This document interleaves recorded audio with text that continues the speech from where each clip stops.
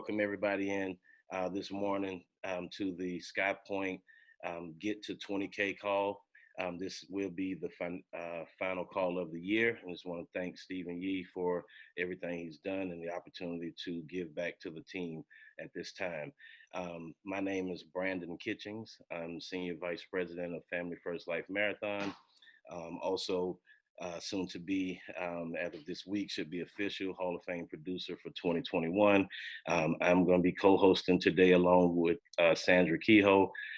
She is also a Hall of Fame producer here for 2021 as well. Almost a $500,000 issue paid for Sandra this year. So both of us were very excited, for this opportunity to give back to the team, share some of the tips and things that we've used over this last year and beyond, to achieve Hall of Fame and hopefully help each one of you, make 2022 your best production year ever as well. I know it was for me, Sandra. I don't know. How about for you, Sandra? This your best year for 2021, or did you do better the year prior? No, the year prior I was actually pregnant, so I did about 150,000. And then I guess not being pregnant allowed me to excel a little more. Yes, right. I guess so. All right. So definitely, hey, so we're gonna, just just share some tips, things that we've used, to help us achieve what we've achieved in 2021, so that they can, use these things to achieve what they're looking to achieve for 2022. So a couple of things we want to kind of go over with them today, Sandra. Is we're going to go over, mindset, commitment, sacrifice, and then also, leads and schedule. Okay.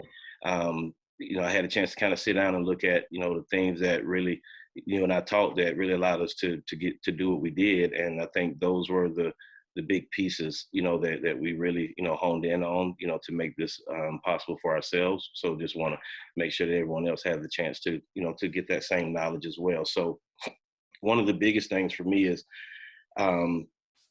what my shirt says. I remember when Sean Mike, first time I heard him say this, he said, have some respect for yourself. Right. So and when he said that, it really resonated with me, in terms of how much respect do I have for myself? Like I've have tons of respect for other people, for other like CEOs, presidents of companies, and I've respected them so much that I've worked hard to help these other companies, these other people get rich or get wealthy, while my family was just getting by. And it was about respecting myself enough to go put that work in, for my family, for myself and my family, to reach those financial goals for myself. So I know that's one of the biggest things that resonated with me. But before we kind of get into that mindset, Sandra, one of the things that I did read this a while ago when I first wanted to get into insurance, that really helped set my mindset for this was, I found out that, insurance makes more millionaires in the United States of America than any other industry that exists, right? Financial services, insurance creates more millionaires than any other industry in America, right? Once I've heard that, and you don't have to take my word for it, you can ask Siri. You can even ask Siri that question. What industry creates the most millionaires in America, and she'll tell you financial services. Okay, so with that said, that definitely helped me, set my mindset to what I was going to be able to achieve here, and also for me, it was, for Hall of Fame, it was, understanding that it's a very exclusive club. Hall of Fame, 400,000 issue paid for a year. I think it showed like less than 10% of insurance agents actually issue pay 400,000 a year or more out of 2.5 million agents. So we're saying less than 200,000 of them actually issue pay 400,000. So it's a very exclusive club. And so for me to want to be in that type of club or that environment, I had to switch my mindset. So a lot of it was mindset for me. What would you say was biggest thing for you mindset wise, with doing what you're able to accomplish this year? So I think this is going to sound a little bit intense for a lot of people, but it's a mindset of war, right? It's basically the only thing that matters is taking care of my family, my baby, right? Yeah. My sister, my mother, my grandparents. That is absolutely it. And I don't care what gets in my way, I will get it done, right? So when it comes to schedule, when it comes to attitude, when it comes to really anything and everything that could get in a way, it does not matter. You have to have the mindset of you're going to break down absolutely every single wall, every single door, every single window. It doesn't matter what gets in a way. You're going to break absolutely everything to make sure that your family is taken care of. So if that means 500 dials a day, every single dial day, just do it. Yeah. That's really it. So, and again, I hope people don't take this the wrong way because it may sound very harsh, but absolutely everything outside of you picking up the phone and dialing is a lazy excuse. It just is, because all of us care about our families, but there's something that happens mentally when someone does not tell you to do it. Mm-hmm. Because we're all slaves for other people, right? Yeah. And I think we had this conversation the other day. Coming from the car business, we're all slaves. We're all used to working 70, 90 hours a week, and we do it with no problem, with our eyes closed, literally Mm-hmm. running ourselves into the ground. And then, we come here and no one tells us that we need to clock in, and it's like somehow something changes because you're not getting written up, right? You're not getting fired. Nothing's happening. So hitting Hall of Fame, you got to understand too. So I came out of the car business with 10 grand a month in bills. That's a lot of bills. Right. So you're not really going to even think about making excuses for yourself because you don't have that luxury. So, money does nothing and money does everything, right? Money buys you freedom. It buys you a lot of fun. It buys you a better quality of life, better food, all these different things. So I think it's important that you ask yourself, why do you want all this money? What are you trying to do with all this money? I didn't always have $10,000 in bills. I at some point had $900 in bills. Well, you don't need to make 400 grand a year for $900 a month in bills. You just don't. Right. You just don't.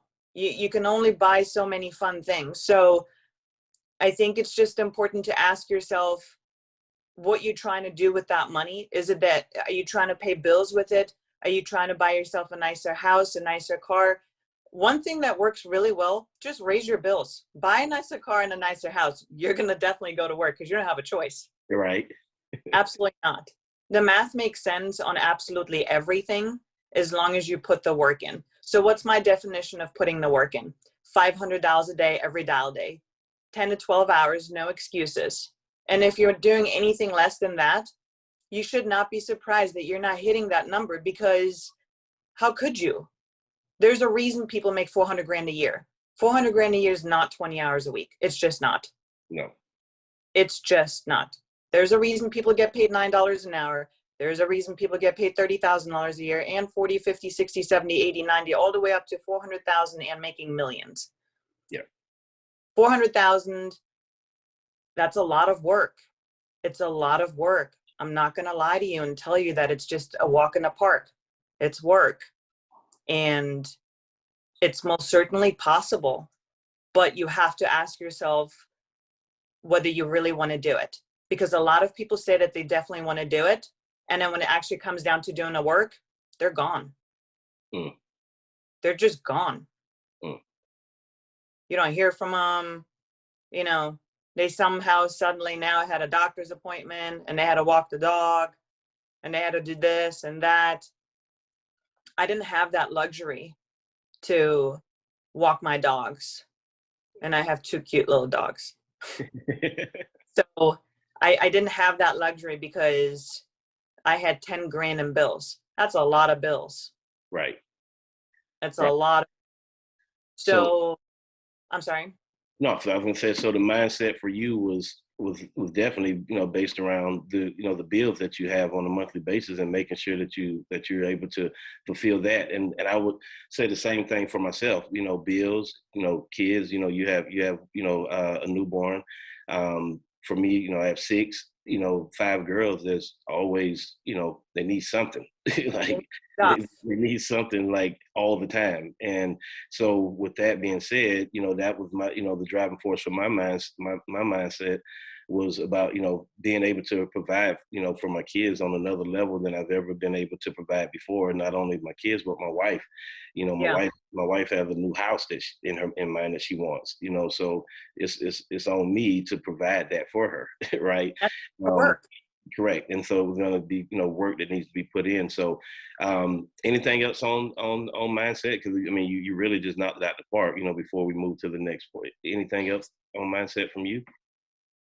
No, I don't think so. It's very black and white. You're either going to do it or you're not going to do it. There's no magic sauce to it besides really just working a lot, a Right. lot. Right. I think a lot of people, when they get started, they literally cripple themselves. What we talked about yesterday, paralysis by analysis, 7,000 systems, 7,000 videos, posters, stickers, hats, all this stuff, Yeah. Facebook pictures, right? And Right. everybody forgets about the actual work, which is really just pick up the phone and start dialing. Correct. That's really it at the end of the day. So the mindset is really just I'm just going to do it, and absolutely nothing is going to get in the way. There So we if go. you don't have the driving force because of bills, raise your bills. You're definitely going to go to work. Right. Raise your bills. So that's what I'm going to take from that. Hey, raise your bills. I guarantee you're going to go to work because everybody wants to make sure that they're paying their bills and they're not looking bad in society as somebody that couldn't pay their bills. Right. So thank you for that one. So let's look at, you know, commitment. Okay. So commit. I know one thing that had to take place, for us to do what we did this past year was we had to make a commitment, right? On things that we needed to maybe change, or and I want to put these two together. So commitment and sacrifice, right? There was a commitment made at the beginning of the year last year for myself that I was going to hit Hall of Fame this year. Last year, I missed Hall of Fame by 70,000, not even trying to hit Hall of Fame. So as I was sitting at the conference last February, and I watched, guys go on stage to get their jackets for Hall of Fame, you know, um, I had that burning feeling in my heart, like next I can't come back without walking on stage to get my jacket. Like that's my goal next year is hitting Hall of Fame, getting my jacket, putting the work in, to achieve that, right. So that's where my commitment came from, was there. And I decided right then and there that I would make a commitment to waking up earlier. Okay. So I've committed to waking up, 4:30, no later than 4:30 every morning, starting my day earlier, getting my mind right, doing some meditation and things, to as Bruce like to say, to dictate my day, set my day up and everything. But also working longer hours, and I think I was working long as in the beginning, but I was committed to working even longer, like making sure no one's going to stay in the office longer than me. That was my commitment, to be the last person to leave the office, first one in, last one out, for as many days as I could, right? And then attending all the trainings. That was another commitment. I've always made sure that I attended, trainings, but this time I was like, I'm gonna be diligent about getting to trainings even outside of my area, traveling, getting to, so I can get in front of more agents here in the company and network with more people. Also, my commitment was to hold myself accountable, right? If I did not hit Hall of Fame, it wasn't going to be anyone else's fault. but Brandon Kitchings. It wasn't going to be Stephen Yee. It wasn't going to be Bruce Williams. It wasn't going to be Teresa Kitchings. It wasn't going to be my kids' fault. You know what I'm saying? That I did not hit Hall of Fame. It was only going to be my fault only. So I was committed to making sure that I held myself accountable this entire year. And then sacrifices. I know for myself, and we're going to get to your sacrifices as well, but I know for myself, you know, I talked about this the other day on the team call. You know, I'm probably one of the biggest sports fans. At least I was one of the biggest sports fans in the world. You know, I love my Los Angeles Lakers. I love my San Francisco 49ers, and I made the sacrifice this year because I was the type of person I used to watch every single.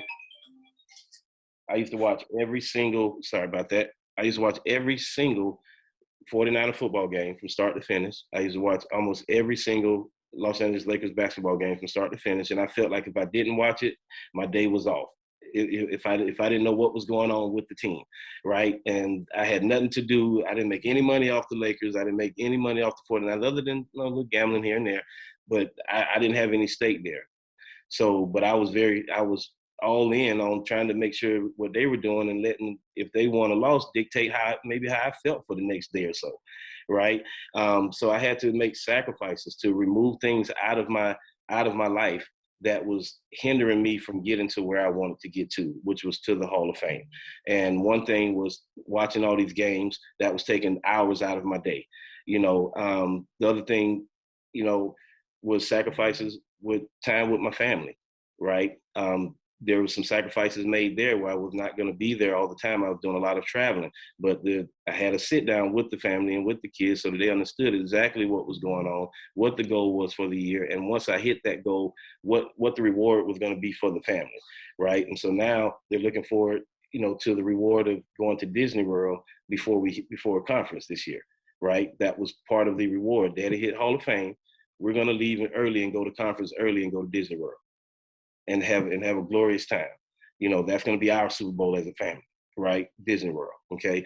So that was part of the sacrifice of sacrificing some time with them, you know. And then the last thing for me was, you know, extracurricular activities, hanging out with the fellas, you know, feeling like I needed to hang out with my fellas, catch up with them, you know, and things like that. That's something else that needed to be removed, you know, to get time back into my business so that I could go out and do the things that I could do. And then last and finally for me was cutting my hair.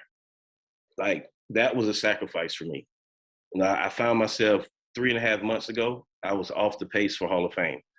I got a call from Ed Terrell at home office, and he's like, "Brother, what's going on? You're off the pace. Doesn't look like you're going to hit Hall of Fame." And he was right. If I would have stayed on the same, plan that I was on at that time, the path I was on at that time, I would not have hit Hall of Fame for this year. But I found an opportunity to make another sacrifice at that time. What else can I sacrifice to make sure that I go hit Hall of Fame and complete my goal for this year? I looked at how could I get some more time back into my business. My hair, I had dreads. I had a nice little cut on the side. I was getting my hair cut twice a week to keep it looking fresh. I was getting my dreads done once a month to keep it looking fresh. After I went through the numbers on that, I was taking away 18 hours a month out of my business to get my hair cut twice a week and to get my dreads done. That was 18 hours a month taken away from my business. That 18 hours could possibly render me another 5 to 10 more policies for the month, okay, to get my numbers back on track where I needed to be. So guess what I did? I made that sacrifice. I cut my hair. That's right? efficient right there. Right. I cut my hair because I needed to be a little bit more efficient at what I was doing. I needed to simplify, you know, things that was going on. And that was something I learned from Andrew Taylor a while back. Simplify things. You know, we have a lot of things going on that's taking time away, but that allowed me to simplify my life, you know, simplify things a little bit more. I didn't have to worry about getting my hair cut. I could just wake up in the morning, you know, do it. And if I need to cut it, I could cut it myself. I just buzz it myself. I didn't have to go to barbershop and wait for 2 hours. Also, I changed my dress style. I just started wearing Sean Mike status, cargo shorts and FFL t-shirts for the last 2-3 months. If you see me, I got on the FFL t-shirt, cargo shorts, or some jeans. I'm not worrying about trying to be all fly every day out here. It's just about simplifying things so that I could focus on my business. So for me, those were the things that, the commitments I made, sacrifices I made, to make sure that I hit Hall of Fame. I would definitely love to hear, what commitments and sacrifices, that you made this year. I think everything is really I think you just have to circle back around to what we talked about before. It's efficient mindset. You have to think efficiently. So that's easy to me coming here because we're literally wired that way in the car business. We have to be efficient. We just have to be. We're basically human robots. So when I came here, that part was not very difficult to get to get myself out of efficient thinking, right? Mm-hmm. And again, as crazy as it sounds, you want to think of yourself as a human robot because it's what you are at every other job. Mm-hmm. So why not do it for yourself? Why not do it for yourself? Yeah. And there is something to buying more expensive food, better quality food, raising your bills in that way. You just start thinking differently. You work different. You just do. Because you can't go from great food to good food to ramen. I was in a time of ramen. You just can't go back. Why would I go back to ramen if I don't have to? Right. I'm not. And I mean, they only have like 3 flavors. Right. Right. So that's it, You just if you're in a ramen stage and you think that it's not possible, it definitely is possible. And as cliche and cheesy as it sounds, if you can think it, you can definitely freaking do it. Right. You definitely can, because if someone else is doing it, it's possible. Correct. And as special as they look, they're not special. I'm not special. No. But I do special things. It's called work really freaking hard, which is something that a lot of people don't want to do, because once they realize that they literally it's not like magic. It doesn't just fall in your lap. Yeah. People stop. They just do. Because it's pain. That's what it is. It's what's that? What do you think? They've expanded. Ramen has expanded now, so they got some more flavors. Oh, they got more flavors? That's how you know I haven't had ramen in many years. Right. The new flavors at some point.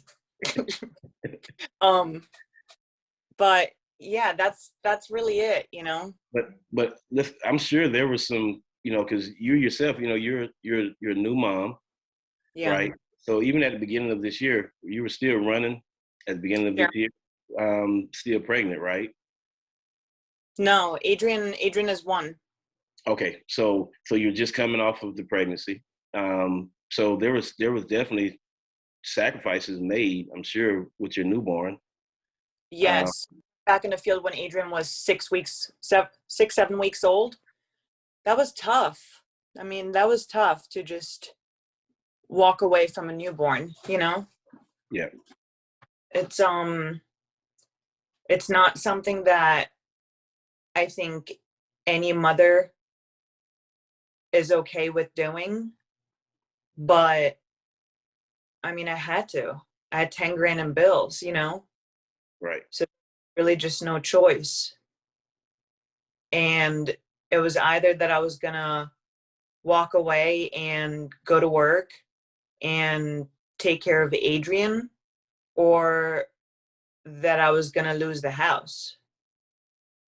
So this just kind of goes back to, you're gonna do what you have to do.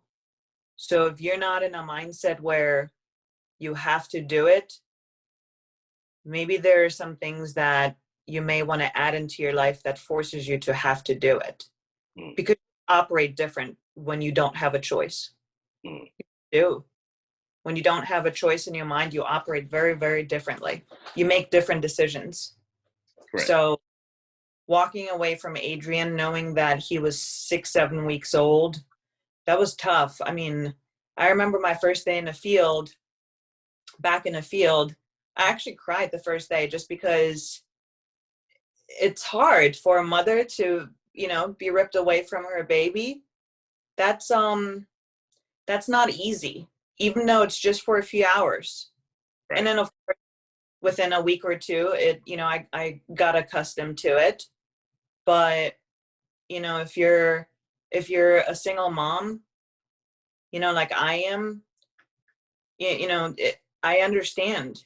You're literally taking care of 10 people's jobs, and it's all on you, and you don't have anybody, and you definitely can do it. Correct. You certainly can. And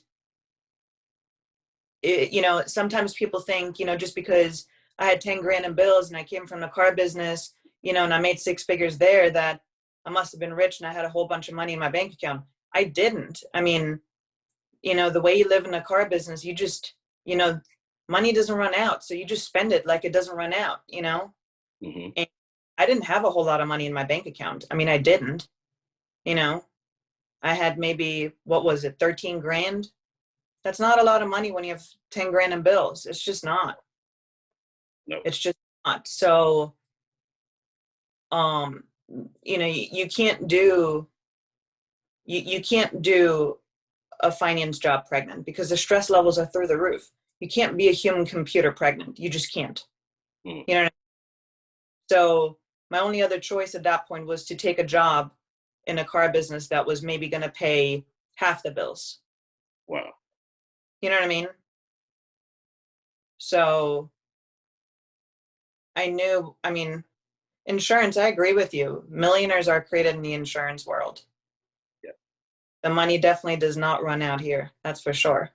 Correct. So just to circle back, I need people to understand that I definitely didn't have hundreds of thousands of dollars in my bank account doing this. As a matter of fact, I started with what, $500-700 Mm-hmm. CRM leads, and I squeezed 10 grand out of it. So you ask yourself, well, how the heck did you squeeze 10 grand out of 500 bucks in CRM leads? You literally burn a hole through the lead. That's how. You know what I mean? You're Right. going to burn through the lead. And if you're not burning a hole through the lead, then you definitely don't want it bad enough. Mm. I had to. Mm. So either you have to or you want it bad enough. Yeah. One of the two. So the math on that is really, about 70 to 100 leads, CRM leads, if you're working CRM leads, $500 a day. And to make your life easier, use a tool. Just use like a power dialer or something, some tool to make your life easier. Mm. And then the math comes out to about 15 appointments per dial day. That's if you're an experienced dialer, which I am. So if you're a green pea, you're going to book about 10 appointments. Mm-hmm. And the math on it is going to be running somewhere in between 20, 25 to 30 appointments a week. The common denominator in between all Hall of Famers is 30 appointments a week. There's a reason it's 30 appointments a week. It's because numbers are numbers. Yeah. There's no, but I mean, even if I'm not good at sales, which I am because I had great people that trained me, I'm gonna put the numbers in my favor. So Right. I can't. So even if I mess it up, I'm still gonna make money because at some point you're gonna find your laydowns. Right. You know what I mean? Yeah. You just are. Yeah. So you kind of took us right into our next section with going through like leads and schedules, and you kind of gone through that. So let's help everybody understand, because what I really like about you and I talking about this, I think majority of your production for this year was internet leads. Okay, instant internet leads. You ran those like faithfully, and it allowed you to create a system, for yourself that, like you said, the numbers didn't lie. Every week, you're able to do pretty much the same thing as long as you stay consistent with your dials, with your schedule and everything. And for myself, I'm predominantly mortgage protection. So I definitely want to hit that real quick and the difference between the two. Sure. So take us through real quick and what you've kind of done, a week or a week in Sandra Kehoe's, Dow, business, with the internet leads. And then transitioning to mortgage? Just talk about. I'll talk about the mortgage if you could, just because you're best with the internet leads. Let's talk about what you were doing with the internet leads that was allowing you to go out and issue pay 40,000-50,000 a month. Even 85. I think 85 was your biggest month. Yeah, is that correct? 85 on internet leads. 85 was on mortgage. That was on mortgage, but you're doing like 40-50 on internet leads, right? The max I hit was exactly 33,000 So on. Yep. Okay, so 33,000, which would get somebody to Hall of Fame, because that's the numbers. If you break down 400,000 by 12 months, is actually $33,333 to hit Hall of Fame. So that's perfect. So break down what that looks like to be able to issue pay 33,000 a month on internet leads. You're going to spend about, depending on what the discounts are on the leads, you're going to spend about, call it $700 to $1,000. You're going to buy about 70 to 100 leads, and you're going to pop them into your phone burner, and you're going to make 500 dials. The math works. If you make 700 dials, something's wrong with your phone system because your contact ratio is so low. You're literally just plowing through the dials. So my math was always, if I make about 500 dials a day, I'm going to contact about, give or take, the goal would be to speak to about 35 to 50 people. So I can get 15 people to tell me yes, and the remainder to basically tell me no. Okay. In all the colorful ways. In all the colorful ways. Okay. In all the colorful ways. And that's pretty much it, right? So I would then, with my 15 appointments, the math would be for me to have perfect tie downs, triple tie downs. So what that means is making sure the address is right, asking them whether the house number's on the house or the mailbox. Should I park in the driveway or out on the street? All of these things are psychological triggers for the customer to understand that I'm definitely going to show up. Right. So not be no showing me. And then I make sure that I have the perfect process when I'm in a home. So the math was the same every single week. Okay. I would sit with half, sell half.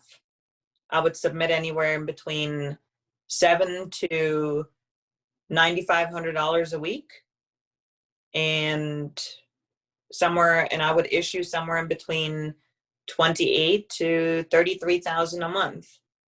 Wow. It's very, very cut and dry. There's not a whole lot to it. Same math every single time. So the numbers don't lie. No, they sure don't. Okay. Now, and then that's just strictly instant internet leads. You're not, with that, you wasn't doing any 1 month or 2 or 3 months or anything like that. That's just straight instant internet leads, right? No, so there was a little bit of a transition because we did not have instants right away when I came in. So I first, as a matter of fact, worked 3-month-old Facebook leads. Okay. So you can't really say that an instant lead is a whole lot better than a 3-month Facebook lead, because my first week, that $500 to $700 that I spent on 3-month-old Facebook leads was literally 10 grand or whatever, 9 grand. Okay. Same neighborhood. A lot of money for not a whole lot of lead money. Got you. You know what I mean? And that same math will come out on instance. $3 lead, $11 lead, same math, or same money coming out. So you can't say that the $3 lead is worse than the $11 lead. You just have to understand that, it's a business. You're going to get what you pay for. You pay for time on the phone. So you have money or you have time. Either you have the money and you're gonna spend a lot of money so that you can buy leads and be on the phone less, and then you're gonna make a ton of money, or you don't. And if you don't have money, you don't have the luxury to say that you don't have time. Because if you're broke, you definitely have time. Right. Because broke people have time. Because I know when I was broke, I definitely had a whole lot of time. Right. You know what I mean? So when I came out of the car business, I was broke. Me having 13 grand in the bank is my definition of broke, because I had 10 grand in bills. So if I was broke, I certainly had the time to make $500 a day, because that's what. And then I transitioned into mortgage because I was tired of making $500 a day, and I made the decision to spend more money. So I think that we have to come out of employee thinking, and it's very, very difficult. I get it. I understand. It just is. You know, what's employee thinking? I don't want to spend the money. What if I can't get the money back out of it? You're gonna be broke anyways if you think that way, because you already are. Yeah. You know what I mean? So the thinking has to change. How do you change the thinking? You just go ahead and do it, and you recondition yourself to think like a business owner instead of like an employee. And the only way to break that is to just actually go ahead and do it. Do it. And that's the most difficult part, because I think you said this before, it takes 28 days to build a habit, just like with working out and eating McDonald's. You know, Right. when I was, gosh, did it feel good to just eat absolutely everything in sight, literally not eat healthy. So after I gave birth, it was very difficult to like eat healthy stuff again. I'm like, man, this is like disgusting, this healthy. Right. Why the heck would anybody eat seaweed? You know, I'm eating chicken parm, spaghetti, and pizza, and absolutely everything. I mean, even the other day, you know, Burger King, McDonald's, it's just never ending. I mean, I have to end it at some point. I have to get out of like pregnancy mindset, you Right. know? Yeah. It's the same thing with this stuff here. It is so difficult to get yourself into the mindset of you have to make these dials, because who the heck wants to make dials? Nobody wants to dial. Absolutely nobody. And it even crossed my mind to maybe just pay someone to do it. Well, the problem is that if you pay someone to do it, you are hiring yourself an employee. So an employee is never going to treat, you know, your lead the way that you're going to treat the lead, because they didn't pay for it. You're paying for them, and you're paying for the lead. So that's why I was capable of burning holes through leads, because it's my money, you know? Right. So you have money or you have time. Either you have the money and you can blow a bunch of money on a whole bunch of leads and, you know, make that money that way, or you're broke and then you don't have the luxury to say that you don't have the time, because you definitely have time because you're broke. Right. Yeah. I mean, and I mean, you hit the nail right on the head. You know, with that, it's either time or money. Which one do you have? Right. And I remember, you know, when I started, you know, didn't have a whole lot of money, but I had a lot of time because I walked away from my 12-year career to start this. So I didn't have a job. I was all in here, and I had kids and a wife depending on me to make this happen. So I had to put the work in on the phones to make this happen. And so, you know, starting out with a low budget as well, around five. I want to say everybody knows my story. I mean, don't follow my story at all. You know, my first purchase was 20 leads. After Steven told me not to buy 20 leads, he said, whatever you do, Brandon, don't buy 20 leads. And I got off the phone with him and I bought 20 leads, you know, and I sold zero of those leads, right? You know, not listening to him. But my next purchase, you know, I went out and spent $1,000, you know, got back up. You know, at that time we only had Facebook leads, so there wasn't like the opportunity that exists now, where you can get $11 leads, $7 leads, $3 leads, and so forth and so on. Back then it was $25 for a brand new Facebook lead, so you had to, you know, get 20 or 40 of them, you know, 40 of them at least to make something happen. But doing so, I started there. But then, like you said, I transitioned to mortgage, right? As my money got better, I could afford a better lead flow that could then buy back some time off the phone, right? Because working CRM leads and internet leads, you're going to be on the phone all day. We already know that. You better pack your lunch. You better pack your lunch. You're going to be on the phone all day, 10, 12 hours of dialing. But, with mortgage protection leads, you can get a lot of that time back because, as you said, now we're talking about maybe $100, $150 a day, with the mortgage versus $500 a day to get the same results or with, if not better results because of the type of clients you're getting in front of. So for me, this whole year, I transitioned to mortgage. So everything that I've done has been, 80%, if not more, mortgage. And so what does that look like, to hit Hall of Fame, if you're just going to, run a predominant mortgage schedule, now we're talking about, for me right now, $2,000 to $2,500 a week. That's the commitment. $2,000 to $2,500 a week committed. Whether I issue paid zero the week before, I issue paid $15,000. It doesn't matter. I'm still going to spend my $2,000 to $2,500 a week there, for my mortgage protection leads, and that's going to get me anywhere between 25 to 40 leads, right? Anywhere between 25 to 40 leads that I can call. I would also say, you can also mix in some CRM leads with that as well.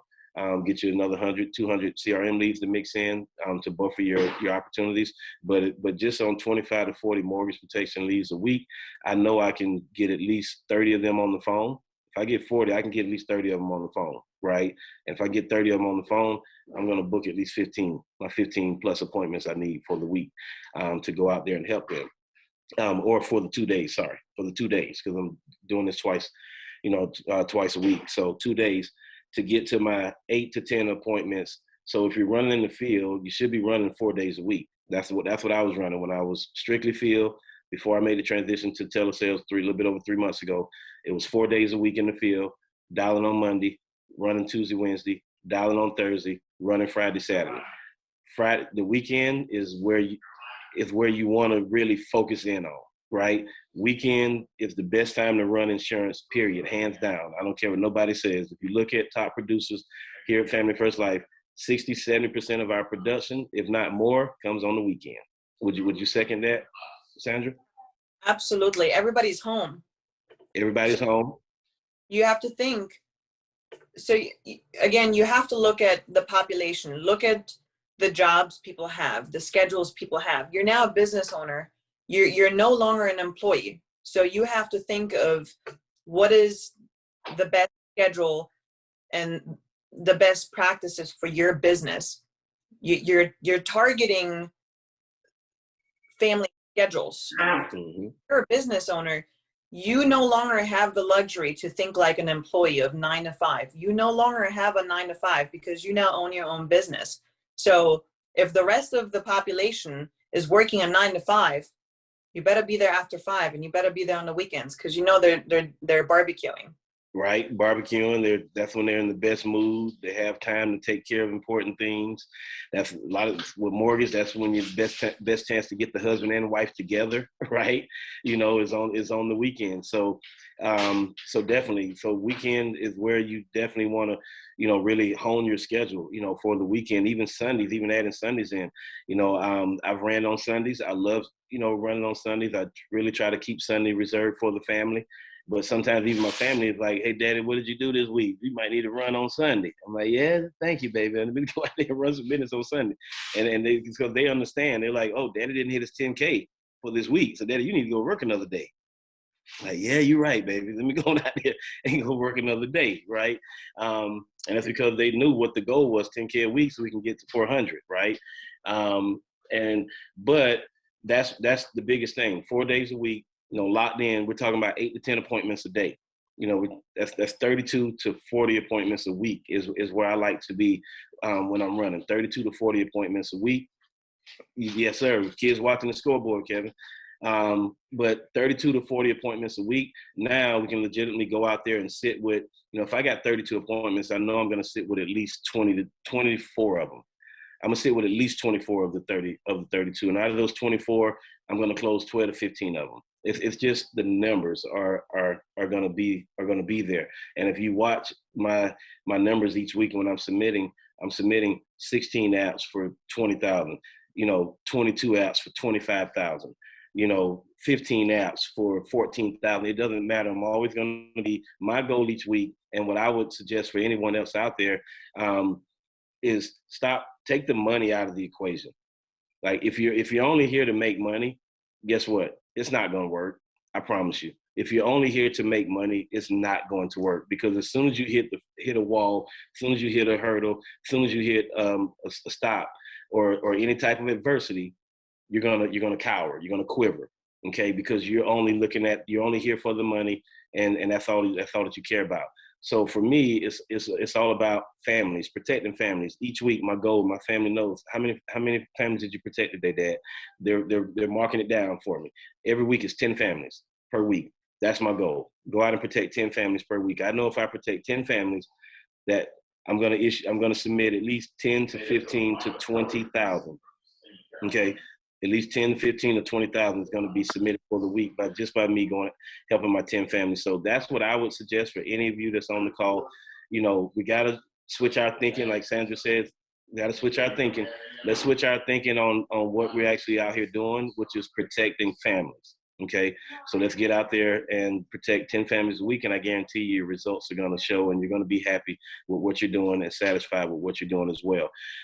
But breaking that down, that's going to have you right where you need to be at $8,400 a week issue paid, which gets you to $33,400 for the month issue paid, which then gets you to $400,000 issue paid for the year. And now you're Hall of Fame. You're in a very exclusive club. You're getting your red jacket from Sean Mike, and you're getting your bonus check that comes along with that as well, which I forgot about the bonus check. I just wanted the jacket. But then you reminded me, hey, this is a bonus check. I'm like, oh, yes, I forgot about that, right? So I'll take that. But that's pretty much the leads and the schedule in terms of, what it looks like for me from the mortgage side. Anything that you wanted to add in, because I know that you are, running some mortgage as well. You're now, more mortgage than you were, internet and CRM, earlier in the year. I think it's just important for people to understand that you need the bones. Absolutely nothing is going to work without the bones. The bones is dialing CRM leads. That's just it. You have to dial until your fingers bleed. It's like construction workers are going to understand this. The house is going to fall. The house is going to fall if the foundation isn't there. Right. The foundation of the home is CRM leads. Right. That's just what it is. All these incredible things, just to circle back, the posters and the videos and, all the systems and everything. I've seen a lot of agents really just cripple themselves trying to learn all those cool toys and, the tools and all that stuff. That's the stuff that's going to you're going to flush yourself out. You have to focus on the foundation of the house. That's just it. I'm a firm believer that you need the bones in order to transition into everything else. Correct. No way that I just don't think that I would have done 85 grand a month in mortgage without running CRM leads, because you're missing the foundation of the house. It's what I believe. And I do agree with you, Brandon. You definitely have to diversify your leads, because everything just does not work all the time. Correct. Things go wrong. They just do. And it's like, every lead is great and every lead sucks. Right. They all suck. All leads suck. That's what I try to help everybody understand. But they all work a little bit. But they all work a little bit. Yep. I've tried different vendors. They were absolutely phenomenal for maybe about a week or two. Then the next week I lost my money on it. Then I hated the vendor. That's when I realized, man, maybe I should have switched. Maybe I should have diversified, Mm-hmm. Then another one worked great again for about a month. Then it stopped working. Man, this one sucks. I'm not going to use this one anymore. They should go out of. So to teach you that you can't just rely on one thing. You now have to be very self-reliant, very, very independent.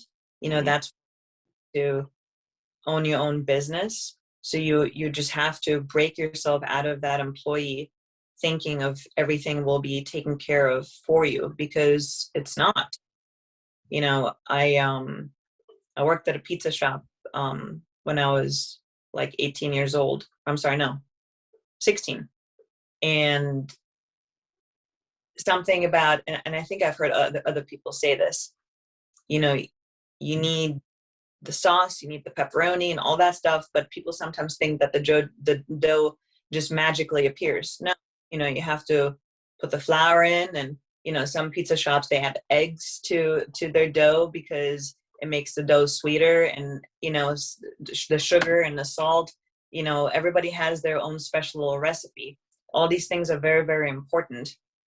But all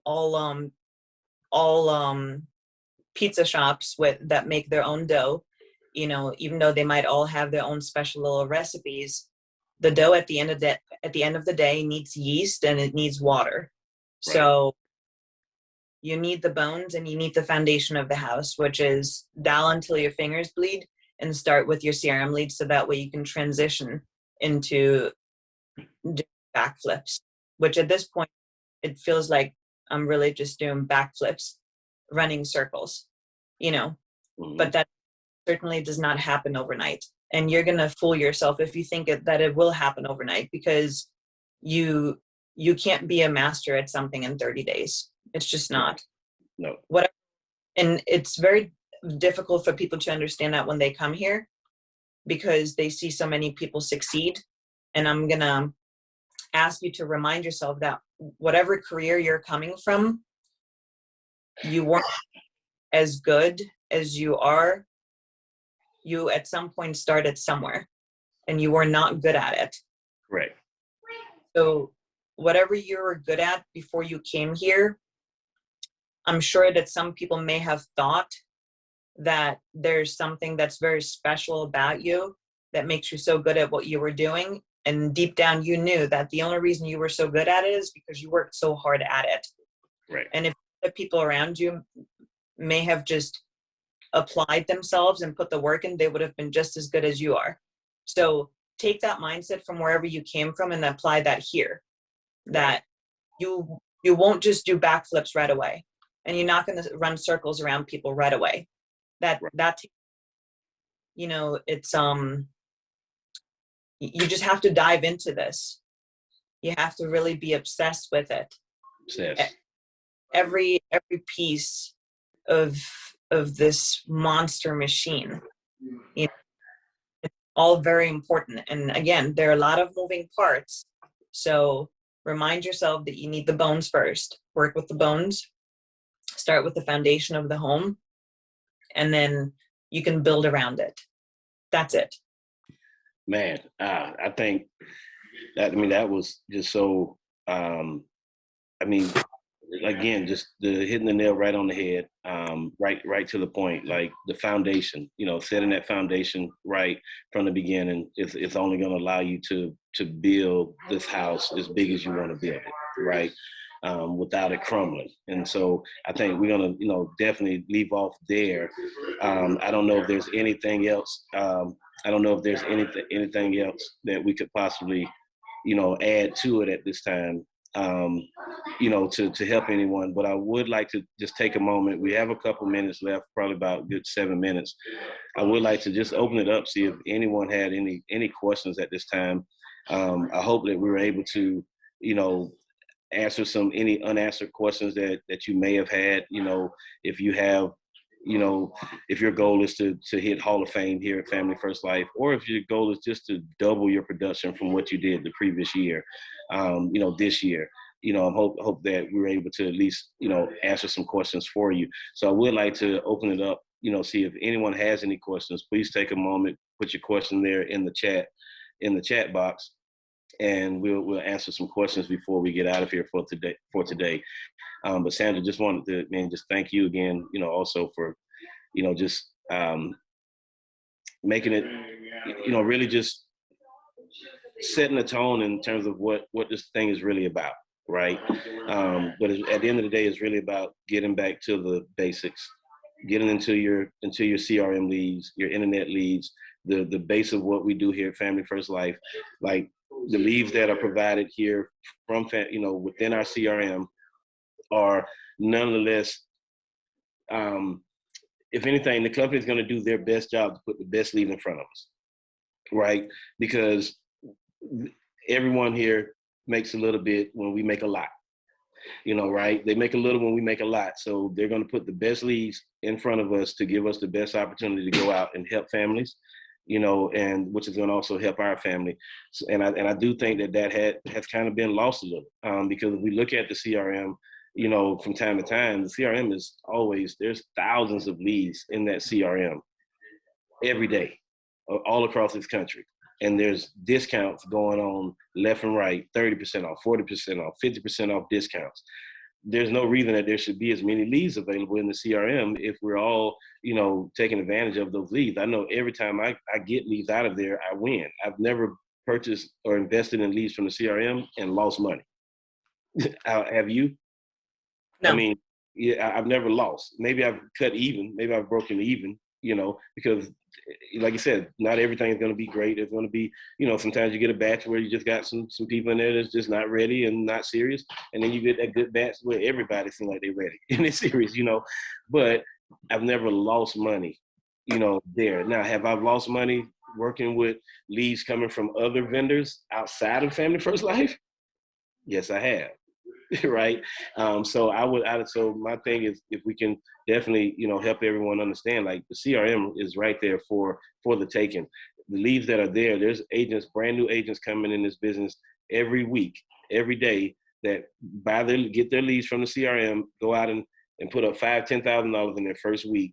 Those were the same leads that Sandra could have bought, same leads that I could have bought, same leads that each and every person within this company could have purchased those same leads, had the same opportunity to purchase those same leads. But for some reason or another, we didn't get them. And this new agent that just came in that was just told the right thing to do is, hey, get you some leads from the CRM to so that you can get started. And they got them, and they went out and had a big week, their first week. And now they're on fire here at Family First Life. So looks like we're not going to have any questions at this time. So we must have definitely done a great job of going over that. Anything that you would like to add in at this last moment, Sandra, before we cut it? I don't think so. No one has any questions? No. There's no such thing as a stupid question. Just MP questions.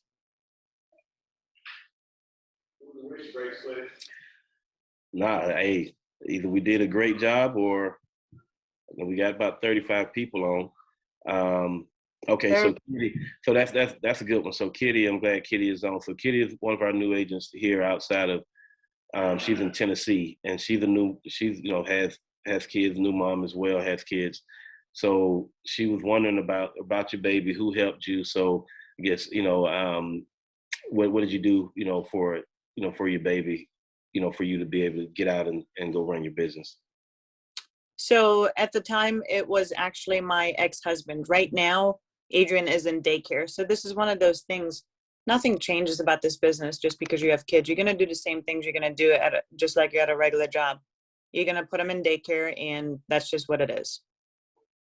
Yeah. That's it. I mean, same thing you would do, if you're working your job, you got to put them in put them in daycare or something so you can go to work, right? And my wife, she always said, either you do this, for your kids, or you don't do it because of your kids. So which one is it, right? Are you going to do it for them, or you're not going to do it because of them? For me, we chose to do it for them, right? And everything. So also they want to know, we want to know, are we both mainly doing telesales? So Arnold, so right now, Arnold, yes, we're both have transitioned into telesales. Sandra is still running, so we're probably a little hybrid. I'm about 90-10 telesales in-home. Sandra, we're probably about 70-30 right now. Yeah, I'm still get the hang of this tele thing. I'm like a dinosaur when it comes to doing everything virtual. I'm like a 70-year-old. I'm 29, but And I'm like 70. Yeah, so Sandra is definitely, definitely trying to, moving into some telesales. She has a newborn child, so she's trying to, figure out her business, so that she can spend more time with her son, and still be able to produce on the level that she's been producing. She's not looking to let her production fall off with the transition at this time. It's all about keeping the production where it's at to be able to continue the lifestyle for her son that she's created, but also be able to spend more time with them at this time as well. But yes, so we both, have kind of transitions to telesales as well. Deanna, so with the mortgage protection script, the reason we didn't go over that today, at this time, everyone has access to the Marathon call center as well. If you would like to hear what our mortgage protection scripts sound like, or any of our scripts that we have, we do dial live daily on our call center, Prolific Marathon call center there. Dialing live, you can hear us live. One call close clients right there on the spot. You can hear our phone scripts. There's nothing to hide. We're actually doing the work day in and day out, and that's why we don't mind, doing it live on Zoom. That would be the other thing that I would definitely challenge each and every one of you to do as well, is to get uncomfortable. I know it's very uncomfortable to get on a Zoom and dial and let people hear you make mistakes and mess up and stumble and fumble and stutter and all of that. I'm a country boy from South Carolina. I stutter and stumble and say stupid things all the time.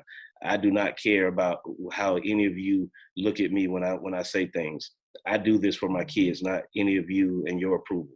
So I would definitely urge you and encourage you to get to this same mind state. Stop caring about what other people think about you. Stop caring about how other people, take what you say and things like that. You get on the Zoom and you do this, and you will have results. The reason that we're having results that we're having is because we're doing this day in and day out. We're doing it live on the Zoom so other people can hear us. We're not shying away or cowering away and acting like we're afraid and like we're a 10-year-old child that's scared to speak in front of other people. We're all adults here. And like as Sean might say, have some respect for yourself. Let's get on here and let's do the things that we need to do to actually take our businesses to the next level, and stop avoiding the things that take our business to the next level. Like dialing the phone, getting on the Zoom, letting people hear you so that we can help you. That's the biggest thing. And then I'll just leave it with this. If you're not at least letting your coach, your mentor, your upline, whatever you call them, if you're not recording your calls, or you're not letting them hear what you're saying when you're talking to people, then you're the biggest roadblock in your own way at this time, because you're saying that you're not good enough to move forward, that you're too good to let somebody help you, right? Michael Jordan, the greatest basketball player to ever walk this earth, had a coach. Tiger Woods, the greatest golf player to walk this earth, had a coach. Those guys never said that they were too good to be coached. They all had coaches. So let's do what we got to do and take the coaching that's here, from people like myself, Bruce Williams, Stephen Yee, Colton Dewar, Will Lohr, Rob Kakis. We have some great leaders here that are willing and able to pour into each one of you. Let us do that. But we can only do it if you set the tone yourself and put that work in yourself. So again, just want to thank everybody for taking the time out, joining the call this morning. I want to thank Stephen Yee again, for creating this Get to 20K call. I remember over a year ago when this call first started, I was not even a 20K producer yet. I think I was the first 20K producer to come from this call. And that's why I'm so passionate about being on this call every Tuesday morning at 7 a.m. Pacific, 10 a.m. Eastern. Is because I know what this call did for my life. And if you're really serious about getting to 20K, then this should be your Bible. This should be your staple every week right here on this call, where people like myself, Sandra, and these other great producers around this country, around this company, that Stephen is getting onto this call to pour into each one of us and tell us exactly what we've done to get where we're at, so that you can take from that what you need to get to where you need to go. It's not like you're with a company where people are hiding secrets. I can understand if people are hiding secrets. There's no secrets here. The only secret is you keeping secrets from yourself. Because as Stephen always said, the trainings you don't attend can't help you. So if you're not attending trainings, that's why you're not submitting 20, that's why you're not issuing 20K a month. That's why you're not a Hall of Fame producer, because you're not attending trainings. So how could you ever get there if you're passing up the information?